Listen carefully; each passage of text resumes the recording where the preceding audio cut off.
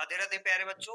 आज इस सेशन में हम चर्चा करने वाले हैं क्लास 10th के फिजिक्स के इस सेशन में। बहुत ही ध्यान से समझना, सारी चीजें बिल्कुल क्लियर हो जाएंगे। जैसा कि हमने पिछले दो लेक्चर करवाए थे इंग्लिश मीडियम के, और ये तीसरा लेक्चर है। इस लेक्चर में हम बात करेंगे स्फेरिकल मिरर से रिलेटेड डिफिनिशंस के बारे में चर्चा करेंगे।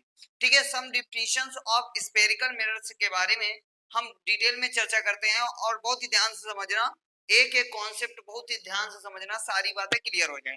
आइए भैया हम बात करते हैं सबसे पहले some term related spherical mirror. Spherical mirrors के सम रिलेटेड डिफिनिशंस के बारे में चर्चा करते हैं। बात करते हैं पहले पोल के बारे में बात करते हैं। तो the centre point of spherical mirror is called pole. देखो, तो स्फेरिकल मिरर का जो सेंटर पॉइंट होता है स्फेरिकल मिरर का, ठीक है, centre point of spherical mirror, और तो इसमें भैया the centre point of spherical mirror, ठीक है, स्फेरिकल मिरर इज कॉल्ड पोल।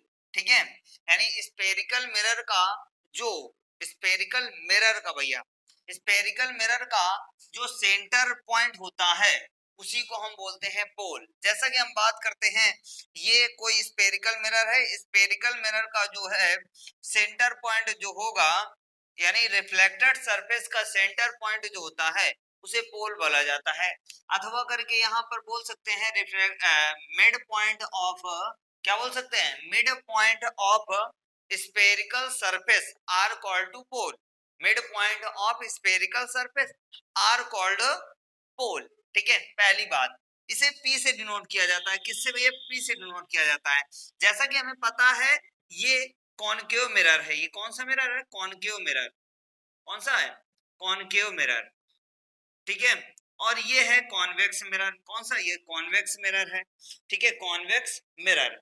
तो जैसा कि हम बात करते हैं कॉनकेव मिरर का मिड पॉइंट यानी स्फेरिकल सरफेस का मिड पॉइंट जो होगा वो P होगा। इसका यानी कॉन्वेक्स मिरर का जो स्फेरिकल सरफेस का जो है या स्मूथ सरफेस का जो मिड पॉइंट है वो है यानी P है। इसे P से डिनोट करते हैं। बात करते हैं centre of curvature. Centre of curvature is called centre of sphere of which the mirror form a part. यानी spherical mirror centre of curvature वो होगा जो स्फीयर होता है। इस पूरे स्फीयर का जो सेंटर पॉइंट होता है, पूरे स्फीयर का जो सेंटर पॉइंट होगा, इस पूरे स्फीयर का जो सेंटर पॉइंट होगा उसे ही सेंटर ऑफ कर्वेचर बोला जाता है। कहने का मतलब ये है, यानी सेंटर किसका? स्फीयर पार्ट का। तो ये स्फीयर पार्ट है पूरा। ठीक है, एक गोलाकृत संरचना है यानी स्फेरिकल सरफेस है। अब स्फेरिकल सरफेस का जो ये वाला भाग है, ठीक है, स्फीयर का ये वाला भाग यानी मध्य बिंदु जो मिड पॉइंट होता है उसे ही बोला जाता है सेंटर ऑफ कर्वेचर। ठीक है, तो centre of it is denoted by C. इसे सी से डिनोट करते हैं। किससे डिनोट करते हैं? सी से डिनोट करते हैं। इसमें बात करते हैं इसका भी सेंटर पॉइंट सी होगा। तो centre point of spherical surface या spherical mirror are called to, क्या कहेंगे? Are called to centre of curvature. पहली बात करते हैं सेंटर ऑफ कर्वेचर को सी से डिनोट करते हैं। रेडियस ऑफ कर्वेचर के बारे में बात करते हैं। The radius of curvature spherical mirror is the radius of whole sphere of glass of which the mirror is part. यानी इस मिरर का जो पार्ट होगा उसका जो रेडियस होगा, यानी इस पूरे सरफेस का या स्फीयर का जो पार्ट होगा उसका पार्ट का वन सरफेस, एक भाग जिसे रेडियस ऑफ कर्वेचर कहते हैं। क्या कहते हैं? Radius of curvature. अर्थात इस पूरे स्फीयर यानी स्फेरिकल मिरर का एक पार्ट जो रेडियस होता है उसका रेडियस होता है यानी रेडियस ऑफ कर्वेचर कहलाता है। क्या कहलाता है? Radius of curvature. The radius of curvature of spherical mirror, ये स्फेरिकल मिरर है। सपोज करते हैं हमने काट के यहाँ पर कॉनकेव मिरर बना लिया, इससे काट कर कॉन्वेक्स मिरर बना लिया। जैसा कि हमने बताया था कि यदि यार आउटर सरफेस पर पॉलिश कर दें तो ये हमारा कॉनकेव मिरर बन जाएगा, और इनर सरफेस पे पॉलिश कर दें तो कॉन्वेक्स मिरर बन जाएगा। बात समझ में आई? तो यहाँ पर हम बात करते हैं स्फेरिकल मिरर। इस प्रकार का गोलाकृत संरचना ही स्फेरिकल मिरर कहलाता है। तो यहाँ पर क्या होगा, spherical mirror is the radius of whole sphere, यानी उस पूरे होल स्फीयर का रेडियस, ठीक है, उस पूरे होल स्फीयर का रेडियस, ग्लास ऑफ, ये ग्लास है जो कांच है, विच ऑफ द मिरर, यानी जिसका भाग होता है, जिसका पार्ट होता है, उसे रेडियस ऑफ कर्वेचर बोलते हैं। It is denoted by R. कहने का मतलब ये है रेडियस ऑफ कर्वेचर यानी सेंटर ऑफ कर्वेचर से लेकर पोल तक की डिस्टेंस को ही रेडियस ऑफ कर्वेचर बोलते हैं। दूसरे शब्दों में distance between pole and radius centre of curvature are called radius of curvature. इसे कैपिटल आर या स्मॉल आर से डिनोट किया जाता है। कुछ किताबों में स्मॉल आर का यूज किया जाता है और कुछ किताबों में कैपिटल आर का यूज किया, हमने कैपिटल आर का यूज किया है। चलो आगे बात करते हैं principal axis. What is principal axis? जो ये होती है principal axis, the line joining centre of curvature and pole is called principal axis. यानी लाइन ज्वाइनिंग, ये जो लाइन ज्वाइन करती है, इसको ज्वाइन करती है या मिट कर होती है या मिलती है, तो इस यहां से यहां तक की जो यहाँ पर रेखा खींची जाएगी उसे ही बोलेंगे क्या बेटा, सेंटर ऑफ प्रिंसिपल एक्सिस। अर्थात यहां से यहां तक की जो रेखा होगी उसे रेखा को कहते हैं प्रिंसिपल एक्सिस। समझ में आ गई बात? तो प्रिंसिपल एक्सिस जो होगा यहाँ से यहाँ तक की दूरी को प्रिंसिपल एक्सिस बोला जाता है। ठीक है, अब बात करते हैं अपर्चर यानी अपर्चर या अपर्चर। अपर्चर क्या होता है? The diameter of refracted surface of mirror is called aperture of mirror.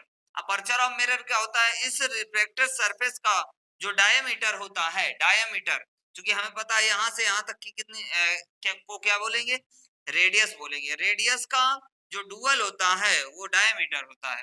तो यहाँ से यहाँ तक की दूरी जो होगी, यहाँ से यहाँ तक के रेडियस और रेडियस, तो क्या हो जाएगा, डायमीटर हो जाएगा। तो डायमीटर यहाँ से यहाँ तक की दूरी को डायमीटर बोला जाता है। तो यहाँ क्या कह रहा है? कह रहा है diameter of refracted surface of of surface, ठीक है, refracted surface of mirror is called aperture of mirror. Aperture मतलब इस पूरे द्वारक को, द्वारक के व्यास को, इस द्वारक के व्यास को क्या कहते हैं? हम द्वारक के व्यास को अपर्चर कहते हैं, यानी द्वारक कहते हैं। ठीक है, यहां से यहां तक की दूरी को ही हम अपर्चर कहते हैं, अपर्चर ऑफ मिरर कहते हैं। चलिए भैया आगे बात करते हैं। तो भैया स्क्रीनशॉट ले लीजिए, आगे चलते हैं। चलिए बात करते हैं, हम बात करते हैं प्रिंसिपल फोकल के बारे में बात करते हैं। जैसा कि हमने पहले बता चुके थे, अब हम बात करते हैं प्रिंसिपल फोकल। प्रिंसिपल फोकल क्या होता है? It is a point of the principal axis, यानी it is point of principal axis. जैसा कि हमने बताया था, जो सेंटर ऑफ कर्वेचर और पोल को जो मिलाने वाली जो रेखा होती है उसे ही बोलते हैं क्या बेटा? Principal axis. क्या बोलते हैं? Principal axis. जैसा कि हमने बताया था पिछले उसमें, ठीक है, it is a point on principal axis where means जहां पर the ray of light parallel to principal axis. जब हम जैसे यहाँ पर प्रकाश की किरणें डाल रहे हैं, अब ये प्रकाश की किरणें जैसे ही इस मिरर से टकराएंगी, यहाँ से क्या हो गई? बाउंस बैक हो गई, यहाँ से रिफ्लेक्ट हो गई, यहाँ से क्या हो गई? रिफ्लेक्ट हो गई। अब ये दोनों प्रकाश की किरणें जहां पर मिलती हैं वहीं पर प्रिंसिपल एक्सिस, यानी ये रेखा तो प्रिंसिपल एक्सिस पर ही बनेगी। जब प्रिंसिपल एक्सिस पर बनेगी तो जहां पर ये मिलती हैं उस पॉइंट को बोलते हैं प्रिंसिपल फोकल। क्या बोलते हैं? Principal focal. ध्यान से समझना, ठीक है। After refraction from mirror either coverage at the point of appear to deserve from that point। ध्यान समझना, अब डिजर्व करती हैं, क्या डिजर्व करती हैं? जैसे यहां से दोनों प्रकाश की किरणें, लाइट रे क्या करती हैं? According to parallel to principal axis, प्रिंसिपल एक्सिस के पैरेलल ट्रेवल करती हैं। ट्रेवल करने के बाद जैसे ही मिरर से टकराती हैं तो क्या हो जाती हैं, रिफ्लेक्ट हो जाती हैं। रिफ्लेक्ट हो जाती हैं उस कंडीशन में यदि एक्चुअल में मिल जाए तो एक्चुअली मीट बोलते हैं।